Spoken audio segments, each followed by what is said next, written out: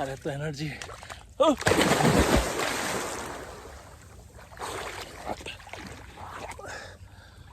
আমি যাচ্ছি পুকুর পাড়ে, এদিক দিয়ে পুকুর পাড়।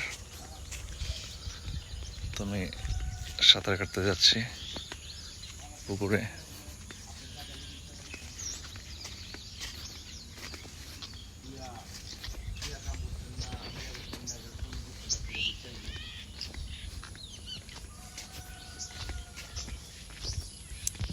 তো কথা বলতে বলতে আমি পুকুর পাড়ে চলে আসলাম।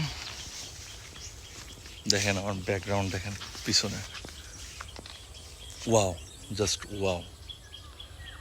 ভালো লাগতেছে না? খুব ভালো লাগতেছে, আমি জানি। ঠিক আছে, তো কথা বলতে বলতে আমি পুকুর ঘাটে চলে আসলাম। আসলে ঘাটটা পাকা করা দরকার, তো ইনশাল্লাহ পাকা করবো সামনে। তো কথা বলতে বলতে আমি এখন চলে আসলাম পুকুর ঘাটে একবারে। তো আজ থেকে 2 দিন আগে আমি এই পুকুরে গোসল করতে গিয়ে আমার মোবাইলটা পুকুরে পড়ে গেছিলো। 10 মিনিট খোঁজাখুঁজির পরে এই আমি মোবাইলটা পাইছি। পায়ের মধ্যে লাগছে, পরে খুঁজে পেয়েছি। তো যাই হোক, কথা না পারে, প্রতিদিন আমি 10 মিনিট সাঁতার কাটি। তো আজকে 10 মিনিট আসছে সাঁতার কাটতে। তো কথা না পারে আমি চলে যাই, আমার সময় খুব কম, কারণ আমি এখান থেকে রেডি হয়ে আবার গার্মেন্টসে চাকরি করি, তো অফিসে যেতে হবে।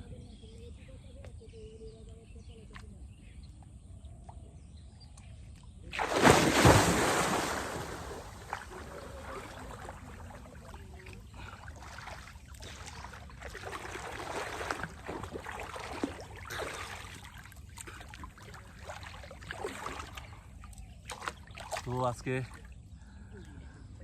অলরেডি আমি পানিতে নেমে গেছি। আসলে কথা না পারে আমার সাঁতার কাটা শুরু হবে, কারণ কথা যত বলবো আমি ততই আমার দেরি হবে। কত কম সাঁতার কাটি, মানে ওইখানে যাবো, আবার আসবো, আবার যাবো, আবার আসবো।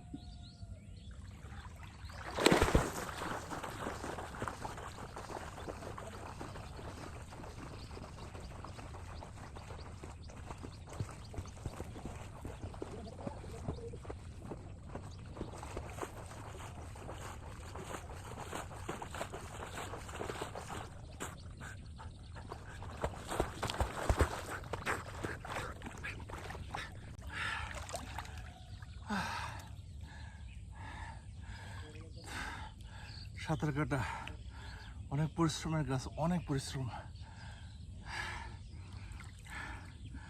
পৃথিবীতে যত এক্সারসাইজ আছে, সবচেয়ে বেশি পরিশ্রমের এক্সারসাইজ, পরিশ্রমের ওয়ার্কআউট হলো এই সাঁতার।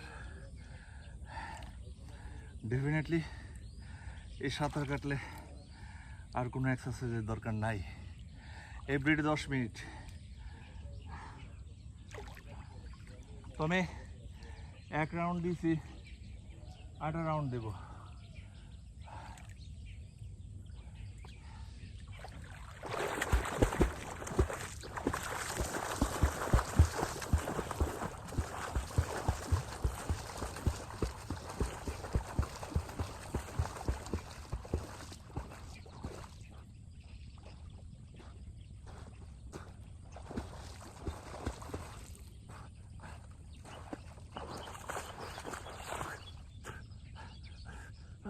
Allah.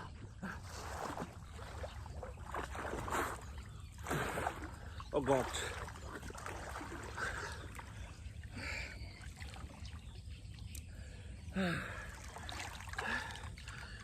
শেষ, আজকে নাই, আমি আর পারবো না। I can't. উঠে যাই।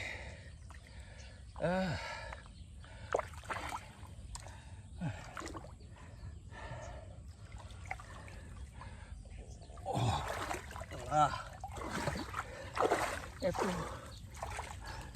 এত শক্তি হয় আর এত এনার্জি।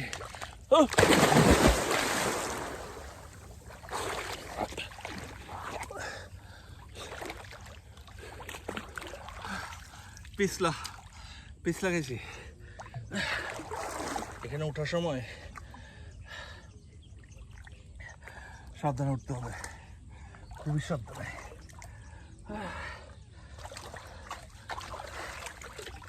ধরতে হবে, এর আগে ধরি নাই, পিছলাকে পড়ে গেছি, এবার ধরে ধরে উঠবো।